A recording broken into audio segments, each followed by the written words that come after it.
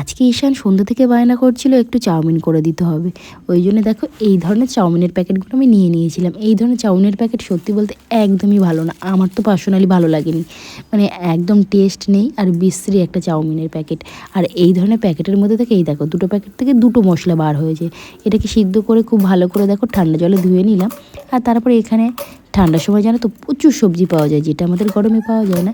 তো গরমে পাওয়া যায় না বলাটা ভুল, বা গরমেও সমস্ত কিছু এখন পাওয়া যায়। এখানে আমি সমস্ত ধরনের সবজি যেমন গাজর, বিনস, ক্যাপসিকাম, বাঁধাকপি, তো আজকে একটু ভেজিটেবল চাউমিনই করব, মানে বেশি সবজি দিয়ে চাউমিন করতে। কত বিনস নিয়েছি, দুটো ক্যাপসিকাম নিয়েছি, গাজর অলরেডি কাটা কমপ্লিট হয়ে গিয়েছে।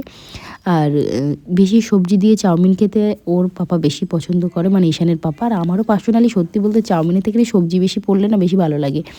যেহেতু আজকে একদম ভেজিটেবল দিয়েই বেশি বানাচ্ছি, মানে ভেজ চাউমিন করব, ওই জন্য একটু ভেবেছি বেশি বেশি করে সবজি দিয়ে দেবো। আর ক্যাপসিকাম দিলে তার তো সেন্টটা এত সুন্দর আসে আর বলার কথা রাখে না।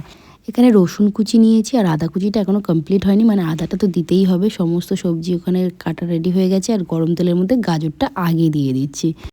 ওই জন্য আগে গাজর, বিনস আর ওখানে হচ্ছে একটু কপি লবণ দিয়ে এখানে একটু ভেজে নিচ্ছি হালকা হাতে। আর এর মধ্যে আমি একটু দিয়ে দিয়েছিলাম ভিনিগার।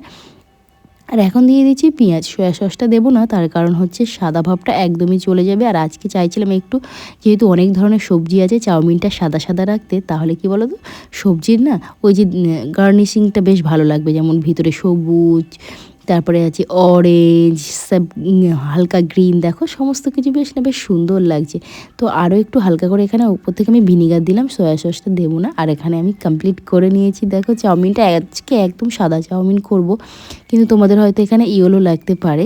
তো এখানে হাফ কমপ্লিট হয়েছে আর হাফ এখানে এই দেখো এখনও ভাজা চলছে। আর এটা এখন যাবে নিচে, তো আগে নিচে দিয়ে আসবো, তারপরে লাস্টের ওখান থেকে ঈশানকে দেবো।